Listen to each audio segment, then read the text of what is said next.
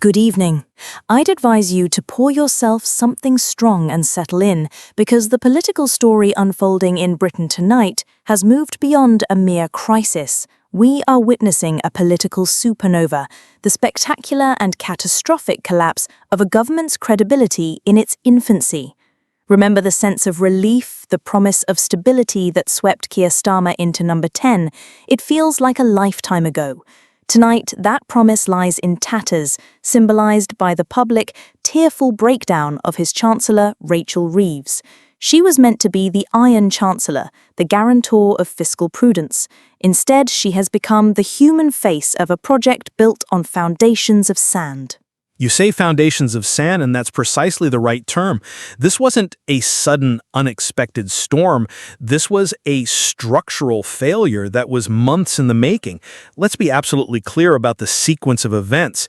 The entire economic strategy for Labour's first term was predicated on finding £5 billion in welfare savings. Think tanks, Treasury officials, even some within the party's own Economic Advisory Council had been quietly warning for months that the numbers were, to put it charitably, fantastical.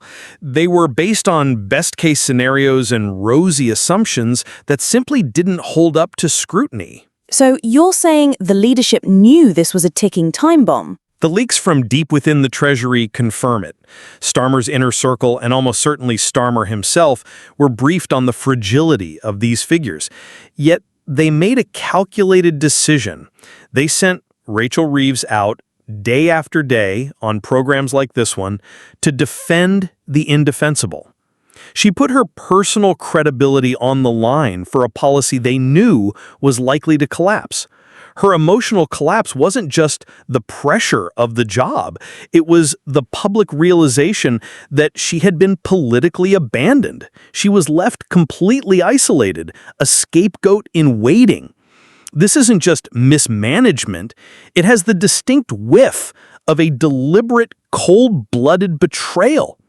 And the aftermath, the so-called damage control, has been a masterclass in how to pull petrol on a raging fire. It's been chaotic. The initial silence from number 10 was deafening. Then came a series of contradictory briefings to journalists. 1 minute, it's a private health matter. The next, she has the Prime Minister's full confidence. And then the ultimate blunder, releasing that campaign video showing a visibly distressed Reeves, only to delete it in an act of almost Orwellian panic, as if millions hadn't already seen and downloaded it. It betrays a communications team that is flailing, completely out of its depth, and a leadership that has lost all control of the narrative. It speaks to a fundamental flaw in Keir Starmer's leadership style, a flaw that was masked when he was in opposition. As Director of Public Prosecutions, his forensic, dispassionate, and methodical nature was a tremendous asset, but he is still trying to run the country like a legal case file. He is managing a profoundly human and political crisis with the emotional intelligence of a spreadsheet. What was needed was a prime minister to come out immediately, stand shoulder to shoulder with his chancellor, show some empathy, and project strength. Instead, he hid.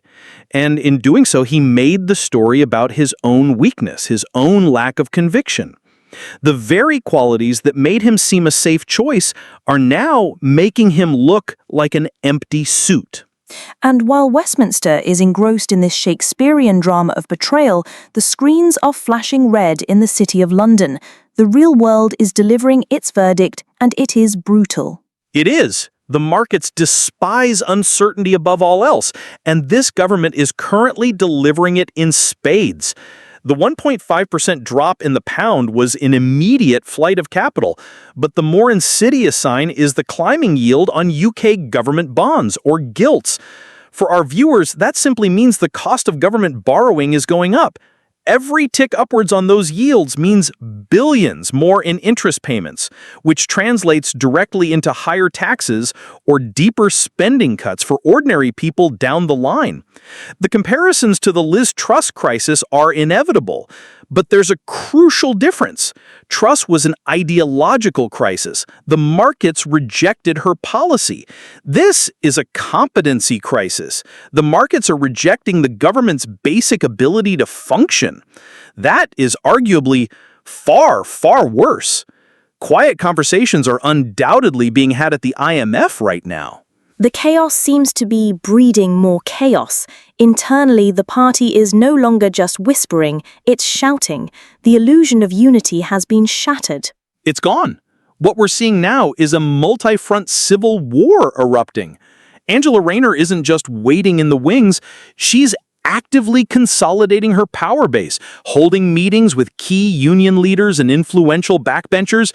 She is letting the chaos engulf Starmer, knowing that every wound he sustains strengthens her position. But it's not just her. You have the Blairite wing of the party utterly horrified by the sheer amateurism of the number 10 operation. You have the soft left who feel their agenda has been betrayed. The leaks are no longer a trickle, they are a flood, and they are targeted strikes from these warring factions designed to weaken their internal rivals.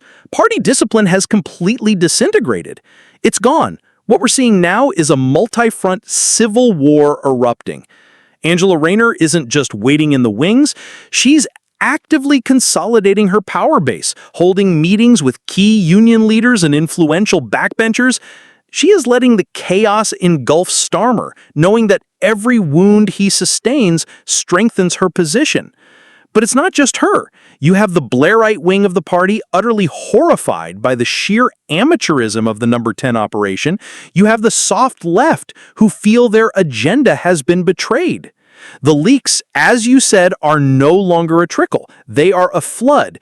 And the leaks are designed to weaken their internal rivals. Party discipline has completely disintegrated.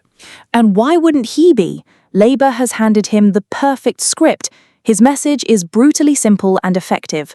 While Labour MPs are briefing against each other in Westminster, he's in a pub in a Redwall town talking about energy bills and wasteful government spending.